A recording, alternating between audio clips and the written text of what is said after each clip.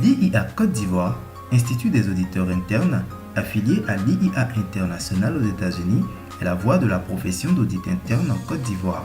Ses objectifs principaux sont d'abord de fournir un leadership dynamique pour la profession de l'audit interne, puis d'offrir un cadre d'échange aux professionnels et pratiquants de l'audit interne ivoirien. C'est dans ce contexte que s'est tenue les 12 et 13 avril 2018 la première conférence de l'audit interne portant sur le thème pour un contrôle interne efficient des organisations ivoiriennes. Cet événement a réuni tous les acteurs de l'audit interne des secteurs privés et publics des entreprises ivoiriennes. À cette cérémonie d'ouverture, Monsieur le représentant du Premier ministre, Son Excellence Monsieur Amadou Gon Coulibaly, président de cette conférence, a fait l'historique des différentes lois régissant le contrôle interne en Côte d'Ivoire et a souhaité bons travaux à notre assise. À la plénière introductive, le Dr Bois a insisté sur les référentiels du contrôle interne anglo-saxon, canadien et français. Durant ces 2 jours, différents conférenciers expérimentés se sont succédés au pupitre, amenant les intervenants à échanger sur les facettes en interne. Au final, ce sont des participants satisfaits qui ont adressé leurs encouragements.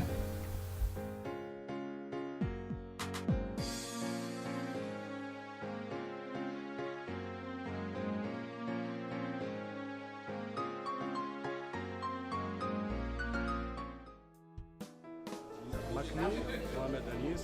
Donc, je suis le directeur d'audit interne du groupe Sorobat. C'est un groupe tunisien qui est installé en Côte d'Ivoire. Donc, bien sûr, c'est très intéressant de participer à un tel colloque, à une telle conférence. Donc, la notion de contrôle interne, maintenant, elle s'impose aux sociétés, aux groupes, et même aux entreprises publiques, aux grandes structures, aux organisations, aux associations et tout ça. Donc si on peut voir par exemple les États-Unis, donc les États-Unis, ils ont commencé à la notion de contrôle interne dès les années 50 et 60.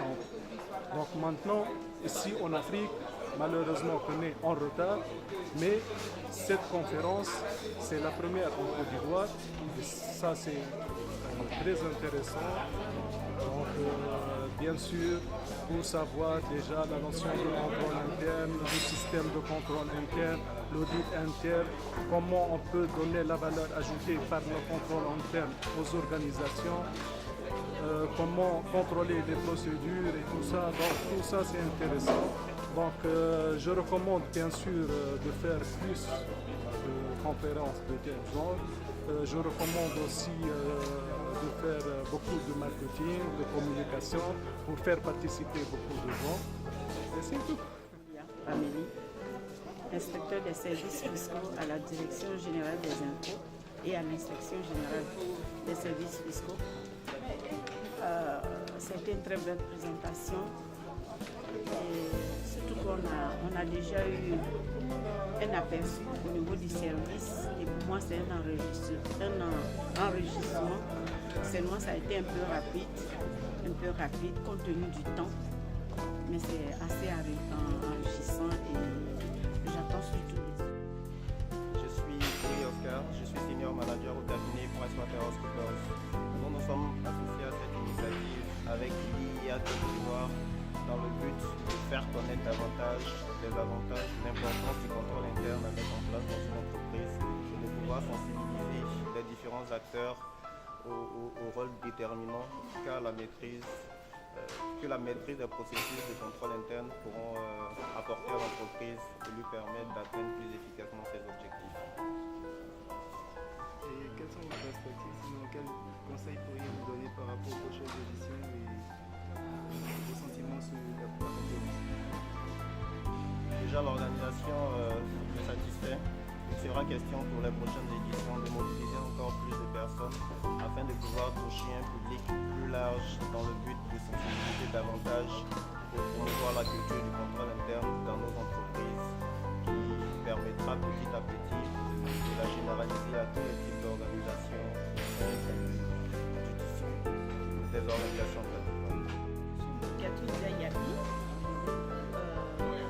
je suis en charge de l'audit interne au sein du groupe Mata Holding Côte d'Ivoire. Au cours de ce séminaire, j'ai été en charge de l'atelier portant sur le contrôle interne, l'audit interne et le contrôle de gestion. L'objectif ici était de présenter ces trois fonctions-là selon les lignes de maîtrise qu'on peut avoir dans une entreprise, dans une organisation.